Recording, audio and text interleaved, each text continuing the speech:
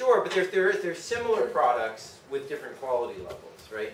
And, I mean, you could think of them as being different products, but we haven't yet studied a firm that sells multiple products. So in some sense, you can think of any firm that sells a lot of different products, in some sense, as being, as long as they're close substitutes for one another, as to be doing sort of quality-based discrimination.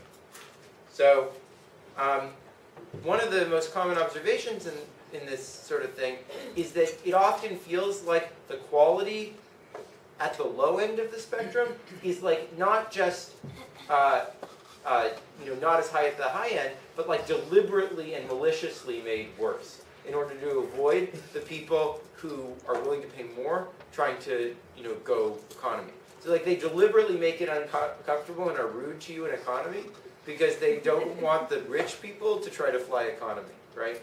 And this was actually famously observed in the 19th century by Jules Dupuy, who is sort of the founder of a lot of modern economics.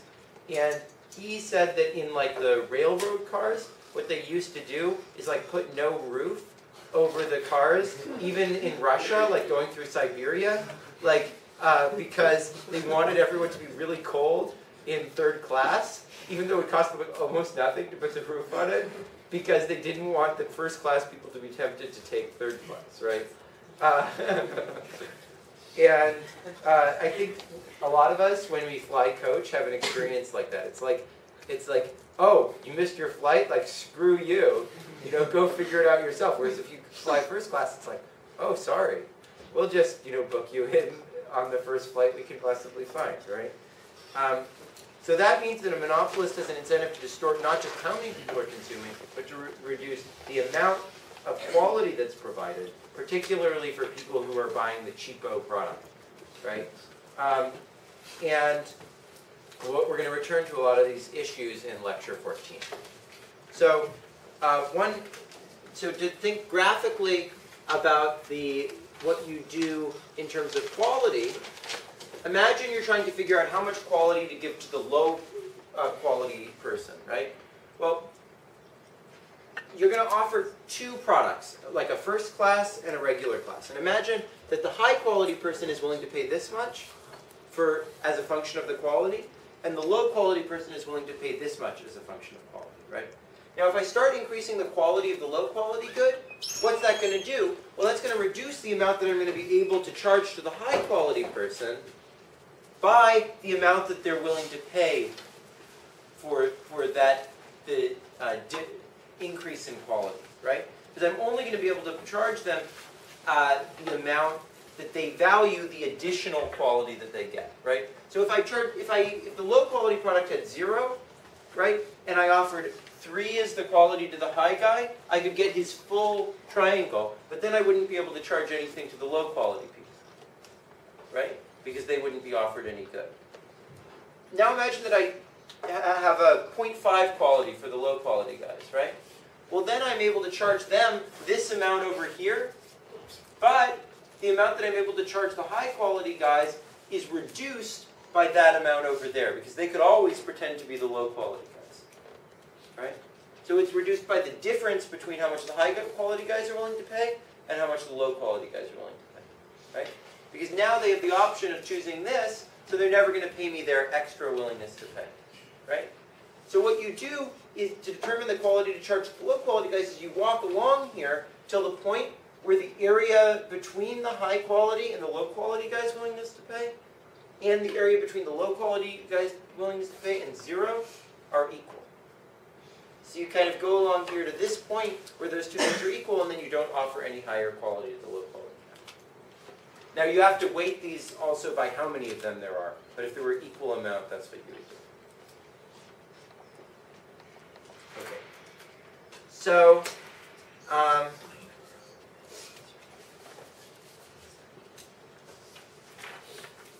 price discrimination can also take some sort of related forms to this, but that are more specific and aren't exactly the same as second-degree price discrimination. So, some of these achieve basically the first best. They're just as good as perfect price discrimination.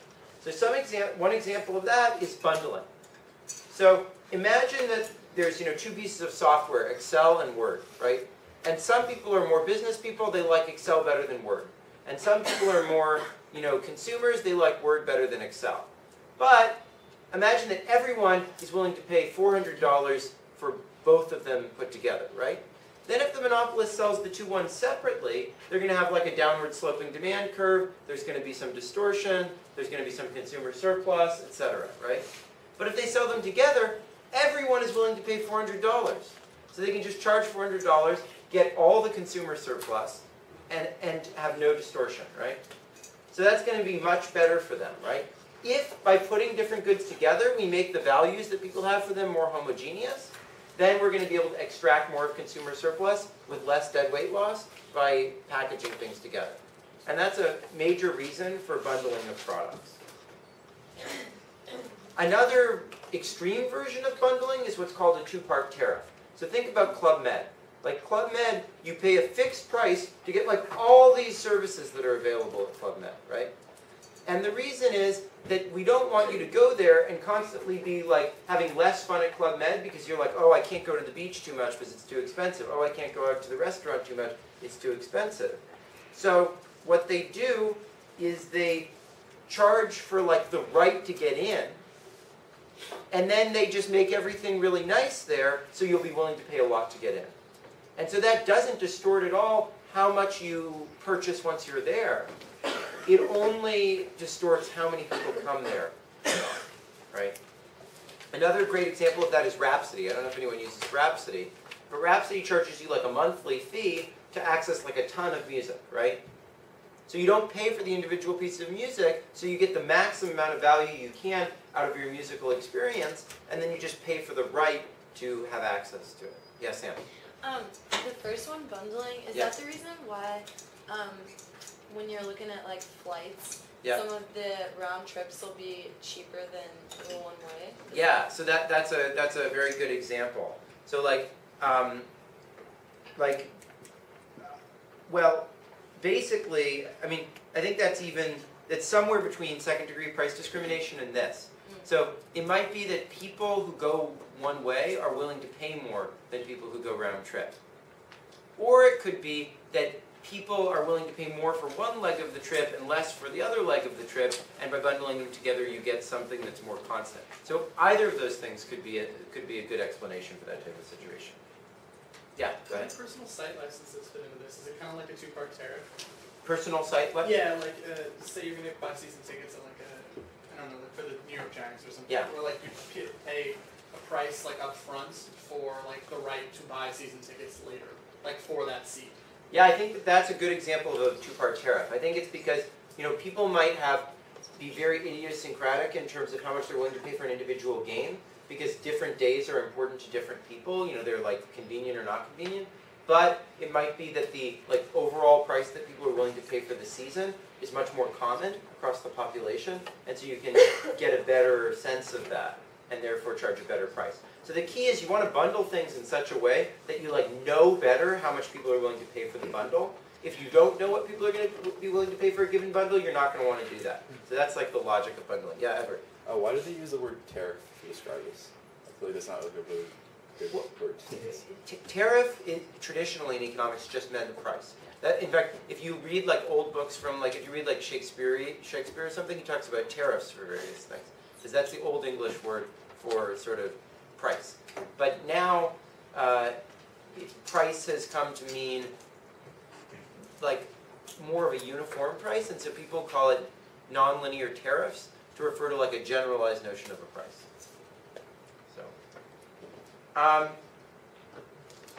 So this can operate pretty close to being like perfect price discrimination, because if you really know what everyone's willing to pay by bundling things or charging a two-part tariff in the right way, then you can achieve a lot of efficiency. Okay. On the other hand, there's some other forms of price discrimination that are pretty darn inefficient, actually. So one example of this is loyalty or personalized discounts. So CVS, yeah, Amanda. I have a question. Yeah. Would all-you-can-eat restaurant, all-you-can-eat meat be that? Prodigio. Well, yeah, you could think if you live in a country where there are at least some class of people who are willing to pay a certain constant amount across people for an incredibly filling Sunday afternoon dinner, late lunch, then I think that it makes a lot of sense to like offer an all-you-can-eat meal, because people might differ in terms of how much they're going to eat, but they're like willing to pay the same amount for like that experience. Whereas if you live in a country where the amount that people are willing to pay for different things like indicates how much they want to buy at the place, indicates how much they're willing to pay for the experience of coming there, then you want to charge for the individual items. So it's very dependent on what the demand looks like for the product. So CVS tries to do all this stuff to track what you purchase, and then they offer you targeted discounts, and that can be really good because it can get very close to perfect price discrimination. But if people figure out how to game the system, it can be really perverse, right? Imagine that, and I actually have some quite odd friends who are like this, who try to think, oh, what is exactly the combination of purchases I need to make to get a big number of extra care things?